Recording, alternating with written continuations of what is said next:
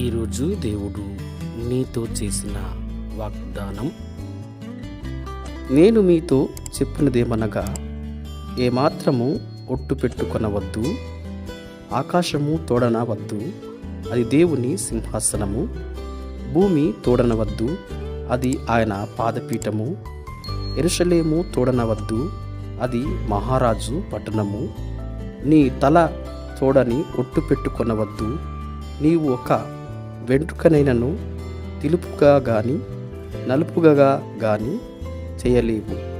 మీ మాట అవునంటే అవును, కాదంటే కాదు అని ఉండవలెను.